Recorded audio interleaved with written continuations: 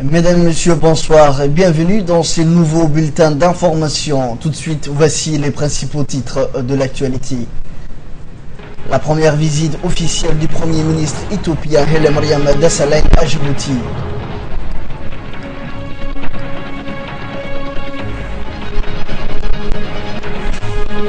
Toujours concernant la visite du Premier ministre éthiopien, 6 accords de coopération ont été signés aujourd'hui dans la salle de réunion du palais présidentiel. Bonsoir.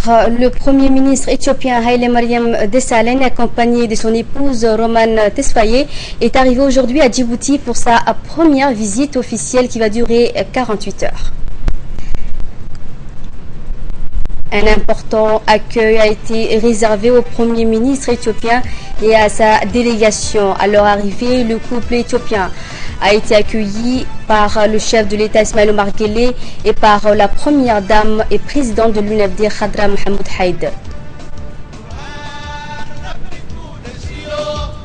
Le Premier ministre éthiopien Haile Mariam Desalegn et son épouse Roman Tesfaye ont été également accueillis par une importante communauté éthiopienne résidente à Djibouti, par les membres du gouvernement et les plus hautes personnalités civiles et militaires du pays.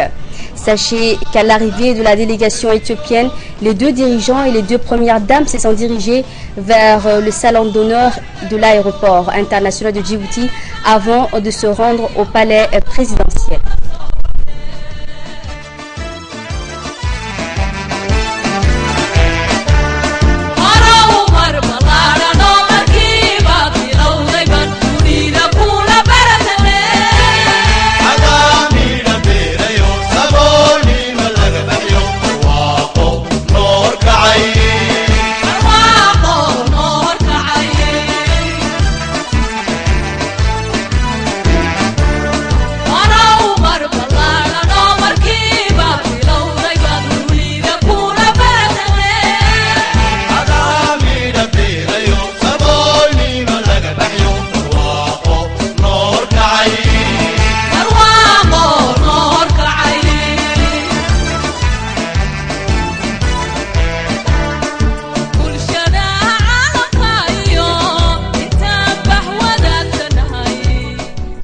Rappelons que les relations entre Djibouti et l'Éthiopie se sont beaucoup améliorées et se sont devenues plus solides, surtout après l'arrivée au pouvoir du défunt Premier ministre Meles Zenawi et du président Ismail Omar Guelleh. En effet, depuis 1999, Djibouti fait tout pour que les deux pays travaillent sur les bases d'une parfaite intégration économique et politique. C'est un témoignage de la volonté de deux leaders et cela continue sous la présente administration du Premier ministre Haile Mariam Desalegn. Les relations entre Djibouti et l'Éthiopie sont extrêmement importantes et s'inscrivent dans un espoir d'intégration économique sur lequel les dirigeants et responsables de deux nations travaillent pour atteindre les objectifs fixés par la fluidité des actions. Les pays de la région, y compris de l'Afrique de l'Ouest, prennent les relations entre l'Éthiopie et Djibouti comme un exemple. L'objectif pour l'Afrique étant de travailler en faveur de l'intégration. Les relations djibouto-éthiopiennes ont toujours été des relations de bon voisinage. Ces relations ont surtout été renforcées par des similitudes au niveau culturel et linguistique et d'une certaine manière religieuse. Un partenariat dans tous les domaines qui va célébrer cette année son 99e anniversaire. C'est surtout depuis l'indépendance en 1977, il y a presque 40 ans aujourd'hui, que ces relations se sont beaucoup améliorées et sont devenues plus solides, surtout après l'arrivée du défunt Premier ministre Meles Zenawi et de notre président de la République Ismail Omar Guelleh. C'est le bémol à ce tableau, il reste à sensibiliser encore plus les deux peuples pour une plus large compréhension et donc un rapprochement plus élargi. Le peuple éthiopien et djiboutien se connaissent parfaitement depuis la nuit des temps pour prendre presque les mêmes communautés à quelques différences près qui vivent de part et d'autre de la frontière. Djibouti est liée à l'Éthiopie, historiquement, culturellement et religieusement, parce qu'une partie importante de l'Éthiopie est également musulmane. La visite du Premier ministre éthiopien Haile Mariam Desalegn a débuté par une importante cérémonie d'accueil officiel ce matin au palais présidentiel.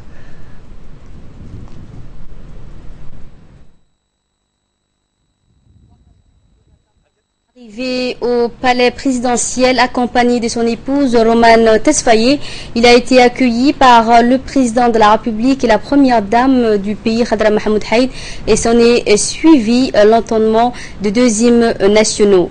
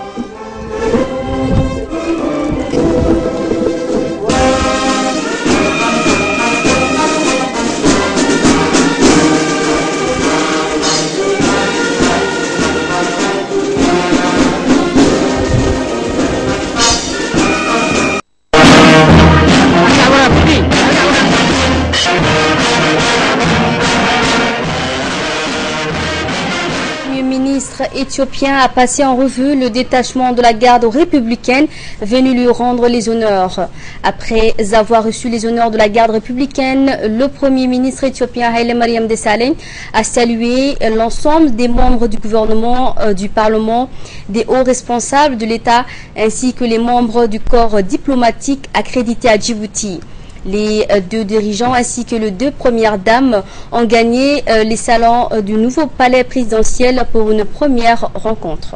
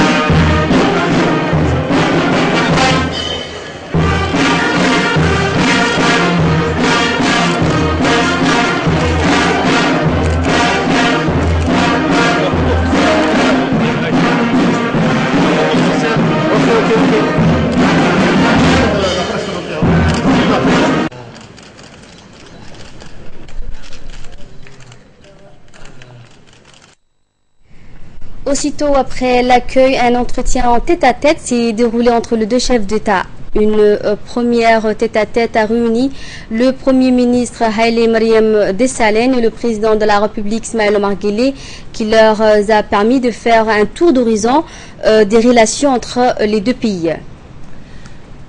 Les deux dirigeants ont évoqué à cette occasion des sujets d'intérêt commun d'abord, mais aussi la situation régionale et internationale. Une identité de vue commune s'est largement dégagée sur l'approche de deux dirigeants sur les questions évoquées. Les deux responsables de l'Éthiopie et de Djibouti ont également passé en revue l'avancée de nombreux projets communs aux deux pays et qui illustre parfaitement l'intégration économique exemplaire à l'échelle du continent africain. Après leur tête-à-tête, le président de la République Ismaël Omar Guelleh et le premier ministre éthiopien Haile Mariam Desalegn ont co-présidé le premier sommet djibouto-éthiopien de la commission mixte qui s'est tenu du 2 au 6 février dernier. Eh bien, la délégation djiboutienne était conduite par le ministre des Affaires étrangères, Mahmoud Ali Youssouf, et comprenait plusieurs ministres, dont le ministre de l'Agriculture, celui de l'Économie et des Finances, le ministre délégué à la coopération internationale, le ministre de l'Équipement et des Transports, le ministre de l'Énergie chargé des Ressources naturelles. De son côté, la délégation éthiopienne était conduite par le ministre des Affaires étrangères de la République fédérale et démocratique d'Éthiopie, Tedros Adhanom, et était composée notamment du vice-ministre des Affaires étrangères, du ministre des Finances et de l'Économie, celui du Commerce ainsi que du ministre de l'Eau et de l'Énergie. Les co-présidents de la commission mixte ministérielle, Mahmoud Ali Youssouf, ministre des Affaires étrangères et de la coopération internationale, porte-parole du gouvernement, et le ministre des Affaires étrangères de la République fédérale et démocratique d'Éthiopie, Tedros Adhanom, ont présenté aux deux leaders les conclusions des travaux du comité des experts de la commission mixte ministérielle et ont fait le point sur l'état de la coopération bilatérale et ont proposé des mécanismes pour le sommet de haut niveau de la commission djibouto-éthiopienne. Les deux parties ont exprimé leur satisfaction sur les progrès enregistrés dans tous les secteurs de coopération en politique, sécurité, sociale et d'interconnexion des infrastructures entre les deux pays. Les deux leaders, à savoir le président Guelleh et le premier ministre Desalegn, ont demandé à leur chef de délégation de la commission ministérielle de se réunir sur une base mensuelle pour faire le suivi régulier et la mise en œuvre des décisions. Rappelons qu'une commission mixte ministérielle djibouto-éthiopienne s'est ouverte le 4 février dernier à Djibouti, à l'Institut des études diplomatiques du ministère des Affaires étrangères, pour bien sûr discuter des voies et moyens de renforcer la coopération existante entre les deux pays. Le Premier ministre éthiopien Haile Mariam Desalegn a exprimé son impression au président de la République dans son discours pour l'accueil chaleureux et a rappelé l'importance de Djibouti pour l'Éthiopie et de l'Éthiopie pour Djibouti et a souligné la signification du sommet de haut niveau dans le renforcement des relations bilatérales dans le domaine de la politique, sécuritaire et des secteurs sociaux. Et le Premier ministre a tout d'abord remercié au nom de sa délégation le président de la République, gouvernement et le peuple de Djibouti de l'accueil chaleureux et fraternel qui a été réservé à lui ainsi qu'à l'ensemble de sa délégation. Il a dit qu'ils sont venus nombreux pour visiter Djibouti et renforcer ainsi davantage les relations économiques. Cette visite va nous offrir, a-t-il dit, le dirigeant éthiopien, une autre occasion pour approfondir et élargir cette phase de notre collaboration sur les questions régionales, continentales et mondiales. L'Éthiopie et Djibouti ne sont pas seulement des pays voisins, mais aussi des pays qui partagent des fortes relations fraternelles, culturelles, économiques et politiques, a-t-il poursuivi. Nous partageons une sécurité commune qui est la paix et la prospérité. Nul ne doute que nos deux pays progressent économiquement de manière synchronisée. Nos deux pays sont situés dans une région réputée de troubles.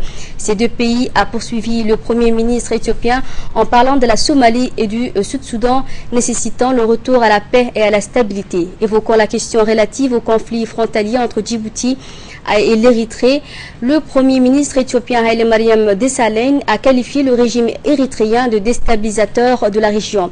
Djibouti et l'Éthiopie sont respectueux des droits internationaux, mais toutefois ne croisent pas les bras face à toute tentative de déstabilisation des pays de la région.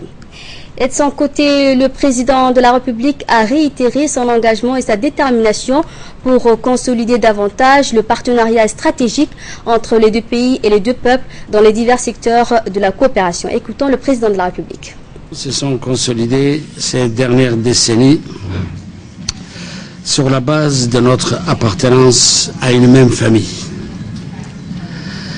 Elles se sont également renforcées sur la base de notre conviction commune que la paix et la prospérité à l'intérieur de nos pays respectifs est indissociable de la paix et la prospérité qui prévalent chez nos voisins.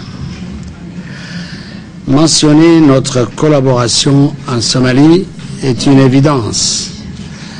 Nos sangs se sont mêlés pour sauver et stabiliser et ensuite participer à sa reconstruction. En tant que membre de l'IGAD, nous pensons que là nous faisons quelque chose de très important pour l'avenir de notre région. Combattre le terrorisme et l'intégrisme est une nécessité pour notre paix et notre région. Évidemment, notre excellente collaboration ne se limite pas au niveau politique et sécuritaire, mais progresse à pas de géant vers une intégration économique mutuellement bénéfique et inclusive.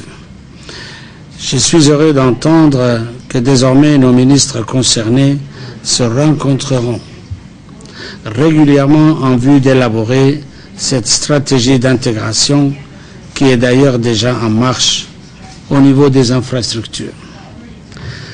En guise d'exemple, une de ces principales infrastructures est la nouvelle ligne de chemin de fer qui est déjà réalisée à plus de 60%. Certaines autres infrastructures, dont celle des interconnexions électriques et des télécommunications, sont déjà effectives. Compte tenu des volumes d'échanges que nous avons, il est indispensable que nous ayons un nouvel accord de réglementation. Pour cela, nous devrons finaliser rapidement le projet d'accord sur le commerce général qui remplacera l'ancien accord en vigueur en 1979. Les projets d'infrastructure, de méga gaz et de pipelines de produits raffinés vont augmenter la capacité d'exportation et de production de votre pays grâce à la plateforme logistique et de transport de Djibouti. L'utilisation de cette plateforme et du corridor sera mutuellement bénéfique aux hommes d'affaires de nos deux pays et atteste de l'excellent partenariat qui existe entre nous. L'existence d'un accord sur les investissements ne peut qu'être avantageux pour nos communautés des affaires et sa mise en œuvre ne doit pas être, à mon sens, entravée par une lourdeur bureaucratique. Grâce à ce corridor, il s'est développé une communauté d'hommes d'affaires travaillant dans le secteur du transit et du transport. Leur rôle est important pour le tissu économique et social de nos pays et il est nécessaire qu'ils puissent en harmonie sur le plan international. La question de l'Érythrée, tout à l'heure, nous avons un peu discuté, Monsieur le Premier ministre. Nous avons toujours les mêmes problèmes avec ces pays. Nous avions pensé que la médiation du Qatar allait régler ce différend frontalier et nous permettre de retrouver nos prisonniers. Mais 5 ans après, force est de constater que ce pays ne veut en aucun cas créer ou rétablir la paix et le bon voisinage avec nous. Après la présentation par les deux coprésidents de la commission mixte ministérielle, Mahamoud Ali Youssouf, ministre des Affaires étrangères, et le ministre des Affaires étrangères de la République fédérale et démocratique d'Éthiopie, Dr Tedros Adhanom, les conclusions des travaux du comité des experts et de la commission mixte ministérielle ont été présentées. Les deux leaders ont présidé la cérémonie des signatures des différents accords de coopération, notamment le protocole d'accord sur le commerce frontalier, l'accord sur le transport des passagers, le protocole sur le projet gazier, le protocole d'accord sur les ressources minières et le protocole d'accord sur l'interconnexion électrique du chemin de fer djibouto-éthiopien. Sachez également qu'en marge de la cérémonie de signature, les deux leaders ont demandé à leur chef de délégation de la commission ministérielle de se réunir sur une base mensuelle pour procéder au suivi régulier et à la mise en œuvre des décisions. Les deux leaders ont également renouvelé leur engagement à contribuer davantage pour faire prévaloir la paix et la sécurité dans l'ensemble de la région, en apportant notamment leur assistance au processus de paix au Sud-Soudan. Après la signature des accords entre les deux parties, le président djiboutien Ismaël Omar Guelleh et le premier ministre Haïlé Mariam Dessalegn ont tenu une conférence de presse et ont répondu aux questions des journalistes djiboutiens, éthiopiens et de la presse étrangère. On les écoute.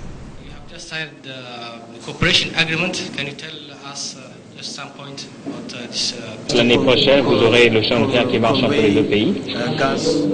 Nous voulons et pour pouvoir, il y a le gaz, les exploitations de gaz qui sont en train de développer dans mon pays, donc ils vont être acheminés à travers Djibouti, le port de Djibouti. Donc ça, c'est un bien économique très important et qui est très important pour nos deux pays. Nous avons aussi signé un accord sur l'exploration et pour travailler dans le secteur minier. Vous savez, nos deux pays n'ont jamais été vraiment bien explorés. Donc nous sommes ceux qui doivent prendre cette responsabilité. Et à ce sujet, je pense que encore une fois, il y a eu un accord marquant qui a été fait entre les deux ministères des mines et des ressources naturelles, et ils continueront à coopérer parce que géographiquement, nous sommes dans la même zone. Et bien sûr, la géologie dicte l'importance de travailler ensemble à ce sujet. Et de façon similaire, nous avons signé aussi pour encourager encore plus le commerce frontalier. Nos deux peuples sont très proches les uns des autres. On ne peut pas compter, comme avait dit le Premier ministre Melles, on ne peut pas compter des marchandises à la manière mercato. On va travailler ensemble à la frontière pour que les deux peuples puissent se mobiliser.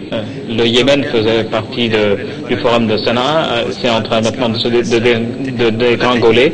Alors l'Éthiopie et Djibouti, qu'est-ce que vous êtes en train de faire conjointement? Deuxièmement, on parle très souvent de l'Érythrée, qu'on est en train de toutes les démarches contre l'Érythrée, et jusqu'à présent l'Érythrée reste rebelle. À part parler, quel genre d'action a été faite? Avec patience, l'Éthiopie et Djibouti, nous essayons de notre mieux pour ramener une certaine normalité en passant par le Conseil de paix au niveau des Nations Unies.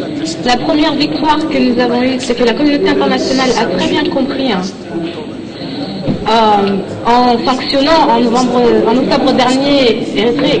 Ils ont bien compris que ce régime continue de déstabiliser toute la région. Donc ceci doit être très clair. Si la communauté internationale comprend que ce régime continue de déstabiliser la région, alors nous devons continuer notre engagement au niveau du Conseil de paix et sécurité pour prendre des mesures.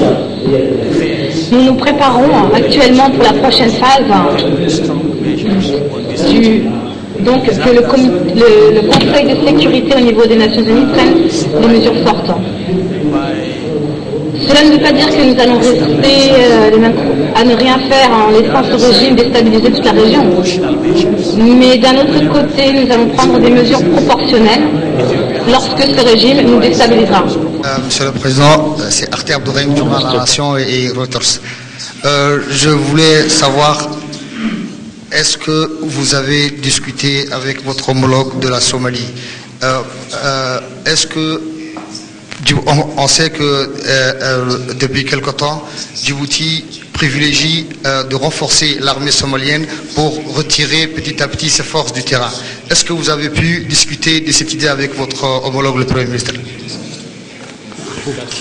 Ce n'est pas seulement la politique djiboutienne, mais aussi la politique éthiopienne, n'est-ce pas?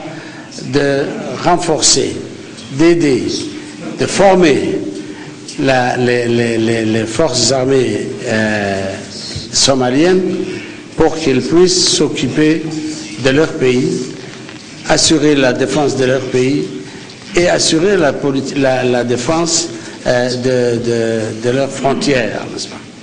Donc c'est une politique commune, n'est-ce pas? Et comme l'Éthiopie a une longue frontière avec la Somalie, et comme leurs effectifs sont plus importants que ceux de Djibouti, nous avons également envoyé 2 bataillons, n'est-ce pas, en Somalie, avec toujours la mission d'assurer la sécurité du pays et de former nos frères somaliens pour qu'ils puissent reprendre leur pays en main et assurer leur avenir et la reconstruction de leur pays. Ce n'est pas seulement Djibouti, mais nous avons discuté et nous avons la même vision pour ce qui concerne la paix en Somalie et la reconstruction, participer aussi à la reconstruction de ce pays frère. Côté dames à présent, après avoir quitté le salon d'honneur de l'aéroport, les 2 dames, Roman Tesfaye et Kadra Mahmoud Haïd, se sont rendues accompagnées de leur époux au palais présidentiel. Les 2 premières dames ont donc eu une rencontre en tête-à-tête au cours de laquelle elles ont brossé le point de leur intervention, notamment sur le plan social et humanitaire à travers des fondations. La première dame et présidente de l'UNFD, Khadra Mahmoud Haïd, a souhaité la bienvenue à son homologue éthiopienne, Roman Tesfaye, qui accompagne son époux, le Premier ministre éthiopien Haile Mariam Desalegn, pour sa visite officielle dans notre pays. Les 2 premières dames ont mis en relief les actions que mènent chacune d'entre elles dans leurs pays respectifs, notamment pour la défense des droits de la femme et la promotion de la politique du genre. La présidente de l'UNFD, Khadra Mahmoud Haïd, a fait part de l'expérience de son organisation qui milite depuis plus de 30 ans pour l'amélioration de la condition de la femme djiboutienne. La première dame du pays et présidente de l'UNFD, Khadra Mahmoud Haïd, a invité par la suite la première dame de la République fédérale démocratique d'Éthiopie, Roman Tesfaye, à visiter la pouponnière d'Ariel. Les 2 dames ont été accueillies à leur arrivée par la directrice du centre qui est en charge des nouveau-nés abandonnés et des orphelins à Fardousa Ibrahim.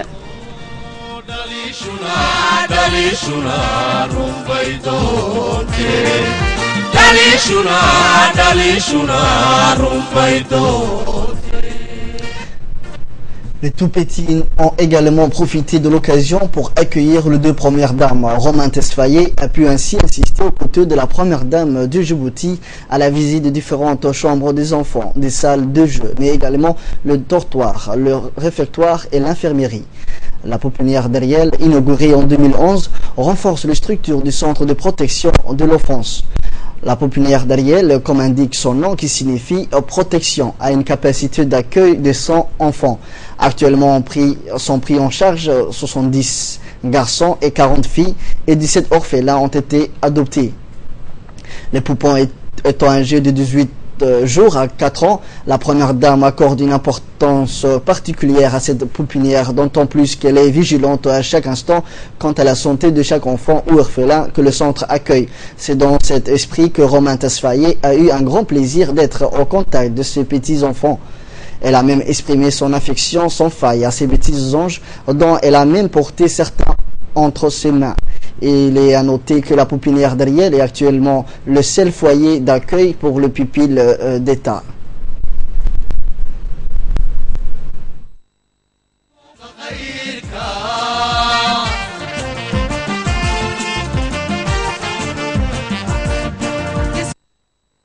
Après la visite de la pouponnière d'Ariel, les 2 premières dames se sont ensuite rendues au siège de l'Union nationale de femmes djiboutiennes, l'UNFD.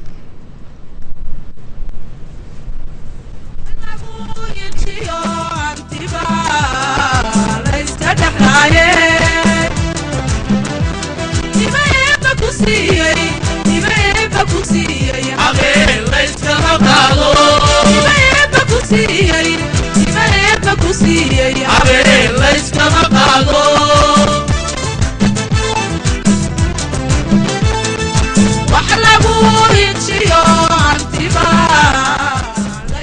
deux premières dames ont été accueillies à leur arrivée par la secrétaire générale de l'UNFD, Hawa Jamaïdli, à travers des chants et danses traditionnelles montrant la diversité et la richesse culturelle de notre pays. Ensuite, les deux premières dames, Khadra Mahmoud Haid et Roman Tesfaye, ont accédé à l'enceinte de l'UNFD. C'est un instant exceptionnel, accompagné d'une ambiance de fête embellie par les deux drapeaux aux couleurs de l'arc-en-ciel flottant partout. Cette cérémonie de visite a débuté par la lecture du Saint-Coran. Les deux premières dames ont évoqué dans leurs discours respectifs les voies et moyens de raffermir les relations bilatérales entre les deux nations en ce qui concerne la promotion de la femme, son bien-être et l'amélioration du planning familial. Ainsi, un cadeau de souvenir a été offert par les femmes de l'UNFD à la première dame éthiopienne Roman Tesfaye. La première dame a pu visiter aux côtés de la première dame Khadra Mahmoud Haid les différents ateliers d'activité, notamment en couture, en gastronomie et les différentes salles d'apprentissage des langues ou autres disciplines pour les jeunes filles.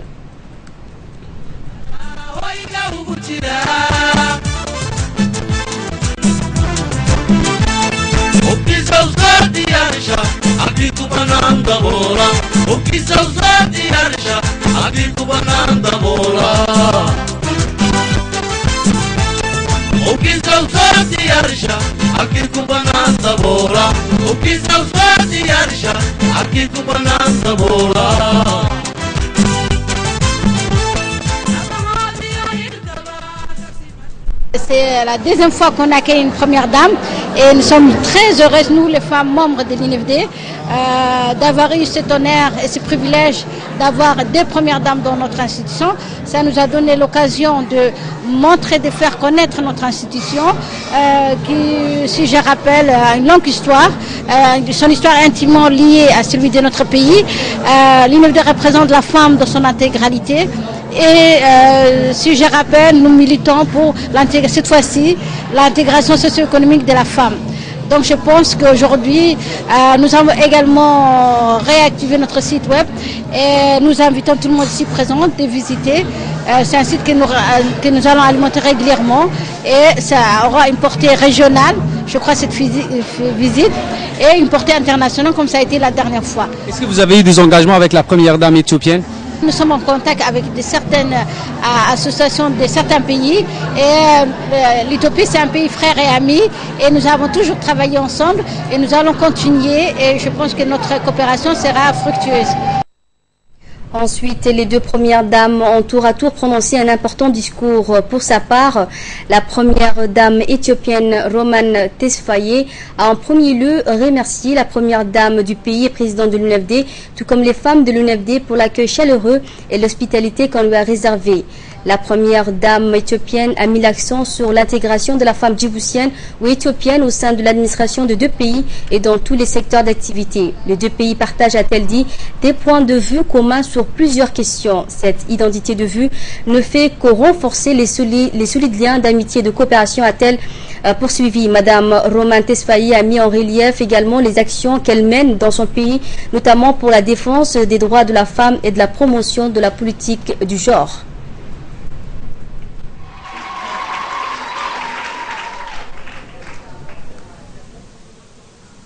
የጅቡቲ ሴቶችም ሆነ የኢትዮጵያ ሴቶች ተመሳሳይ ችግሮችን ነው የምንጋራው እንደዚሁም ደግሞ ተመሳሳይ የህይወት ጸጋዎችን ነው የምንካፈለው በኔነት አሜሪካ ያለች ሴት ራሺያ ያለች ሴት ስዊድን ጥግ ያለች ሴት ኦስትራሊያ ጥግ ያለች ሴት ኬፕ ታውን ጥግ ያለች ሴት ቁጥሩት እንግዲህ ላቲን አሜሪካ ውስጥ ያሉ ሀገሮች ውስጥ ያሉ ሴቶች አፍሪካ ውስጥ ያሉ ሴቶች ሁላችንም ተመሳሳይ ችግር ነው በየሀገሮቻችን በተለያዩ ቦታ ብንሆንም ግን ተመሳሳይ ችግር ነው የምንጋራው ልክ አይደለም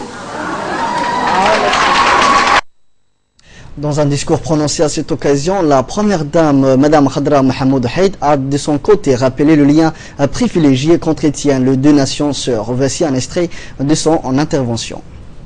Vous souhaitez à vous et à l'ensemble de votre délégation la chaleureuse bienvenue. Je suis heureuse de vous accueillir à Djibouti, un pays ami, et plus particulièrement ici dans les locaux de l'Union nationale des femmes djiboutiennes, qui est la plus ancienne association de Djibouti. Créée dès le lendemain de notre accession à l'indépendance, en 1977, l'UNFD est devenue le creuset des luttes et des combats qui ont porté la femme djiboutienne à l'avant-garde des questions sociales. Qu'il s'agisse de l'amélioration de la condition de la femme, de son insertion socio-économique, qu'il s'agisse des questions relatives à la famille, à la protection de l'enfance, l'UNFD a porté des projets ambitieux qui ont irrémédiablement transformé le paysage social, mais également permis l'avènement de la femme djiboutienne dans toutes ses dimensions. Les sociétés ont toujours fait preuve de résistance face aux questions relatives aux droits de la femme. La reconnaissance que nous avons acquise en tant qu'institution forte du pays, mais également sur le plan personnel de chaque femme, ne s'est pas donc réalisée sans effort ni sans obstacle dans le contexte particulier de notre région où prédomine un mode de vie rural qui perpétue des pratiques culturelles néfastes telles que les mutilations génitales féminines, la déscolarisation des filles ou encore les mariages précoces. Ouvrir le débat sur des sujets aussi lourds que tabous, tels que les mutilations génitales féminines ou encore les violences conjugales, a nécessité l'investissement personnel de chacune des figures féminines de notre pays, dont feu Mme Aïcha Boghorreh, grâce à qui la question de la femme a été inscrite dans l'agenda politique. La délégation ministérielle éthiopienne ayant participé à la 13e commission mixte djibouto-éthiopienne a visité hier la région de Tadjoura en compagnie du ministre de l'équipement et des transports Moussa Ahmed Hassan avec un passage au sable blanc. La délégation a constaté les travaux d'avancement du port de Tadjoura dont le chantier a été confié à une entreprise chinoise. Ce port est destiné à l'exportation de produits éthiopiens, essentiellement en provenance de la région est de l'Éthiopie. Outre le port, un corridor routier qui va relier la région nord de Djibouti à l'Éthiopie est en construction entre Tadjoura et Balhou. À leur demande, la délégation éthiopienne a séjourné aussi sur le site touristique des Sables Blancs, très prise par les touristes éthiopiens, où elle a été accueillie par Omar Hussein, responsable de ce site.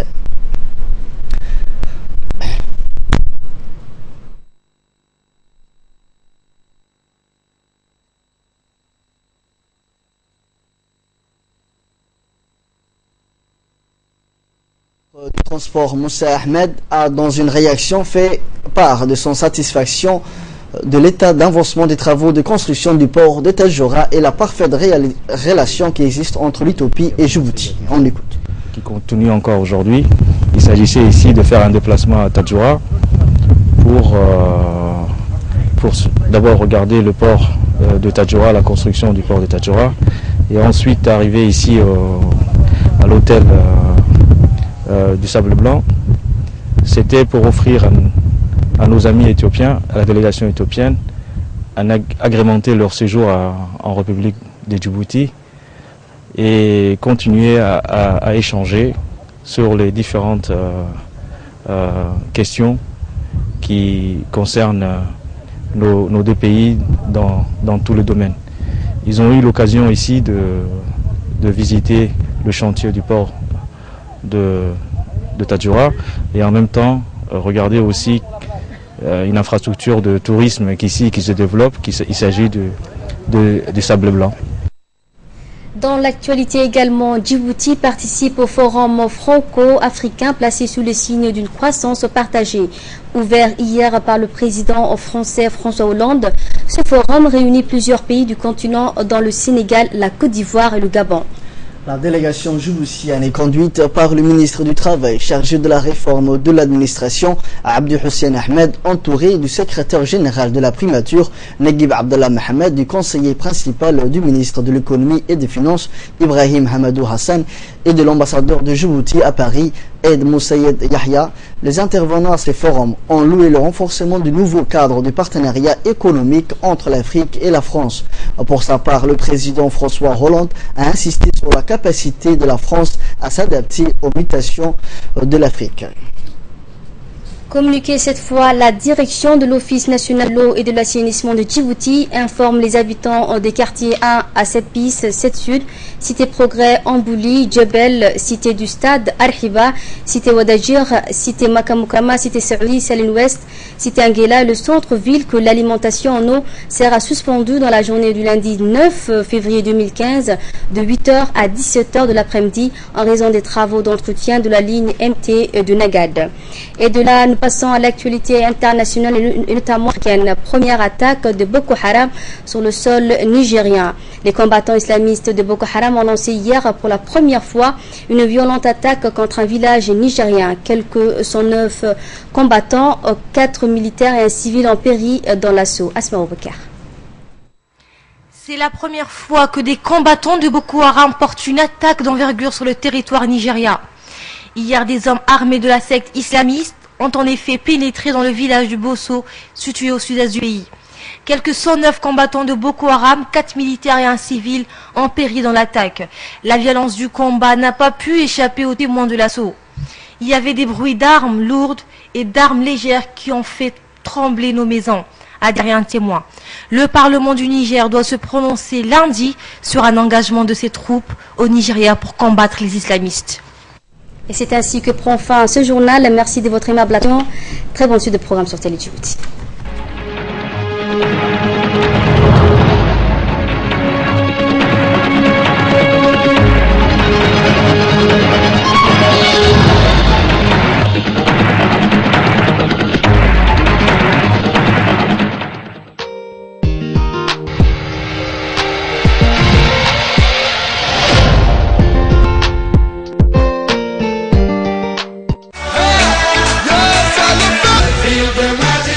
Et c'est parti, ça va très vite, on se régale. Oh le très beau geste. Et oui, et but! Ne vivez pas le foot à moitié.